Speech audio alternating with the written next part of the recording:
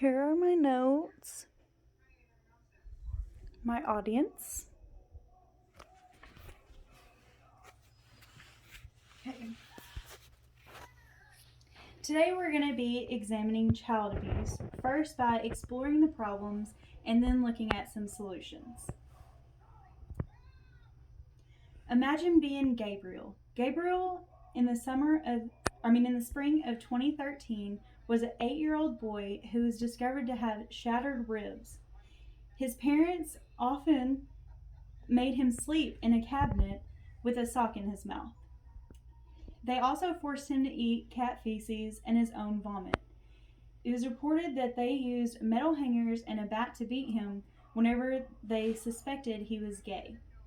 This further led to his death in May of 2013. The man in the picture you see here is prosecuting attorney Hatami. Hatami had also experienced child abuse when he was younger, so this case was very close to him.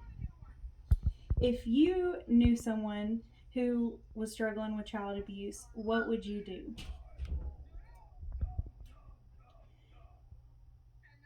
My team has done conclusive research on the web and concluded what we found in the following slides.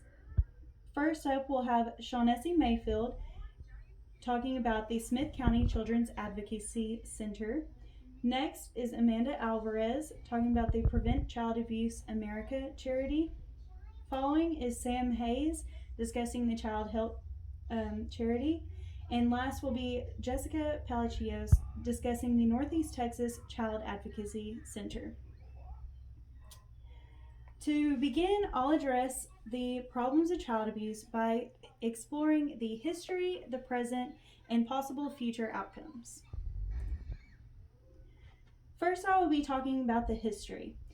The history is about the first case of child abuse that brought to the public's attention was Mary Ellen. Now, according to the Child ADV website, last accessed December 28th, Mary Ellen was beat.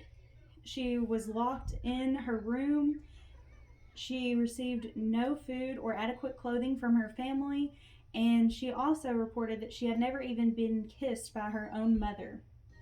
Now, this was first reported by Mary Ellen's neighbor who reported it, and the cops didn't do anything because there was no child abuse laws. So she talked to her friend, Henry Berg, who is a member of the ASPCA, and he persuaded the judge to look at her case, which further allowed them to open their eyes to child abuse laws.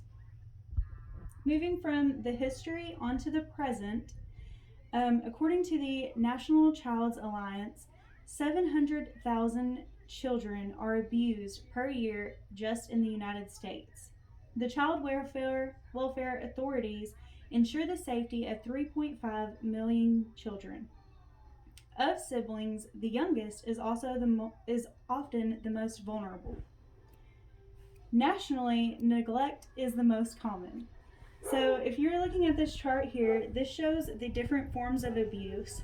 The big red part is neglect, and there's other forms of abuse, such as the second biggest would be physical abuse. Then there's also medical neglect, sexual abuse, and psychological. Now, of all of the cases, this chart showing here is showing 2/3 of all the cases involve child sexual abuse, which comes to about 65%. Moving from the present on to the future,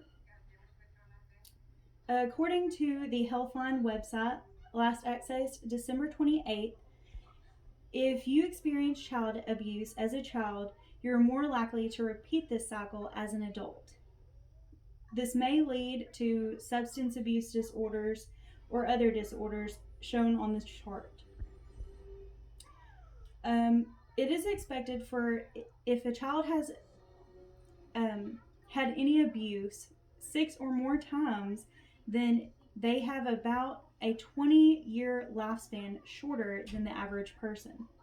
Now, looking closer at this chart, these are all consequences to if child abuse was to keep happening, this is what could happen as they become adults. So if you look at the consequences, some of them can experience PTSD, they have aggressive behavior, drug abuse, alcohol misuse, and self-harm. In our next slide, we will be having Miss Shaughnessy Mayfield discussing the Smith County Children's Advocacy Center.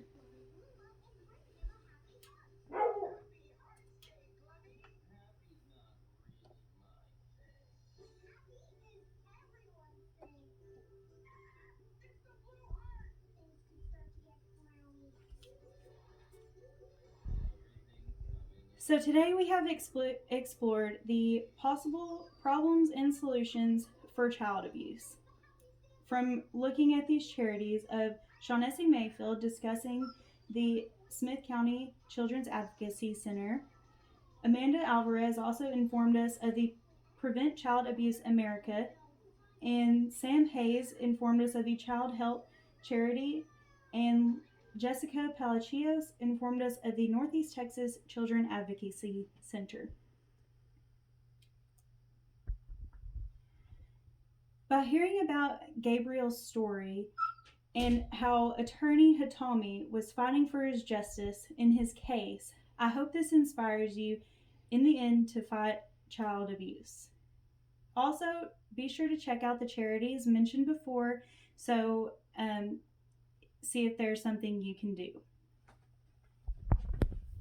And here's my audience.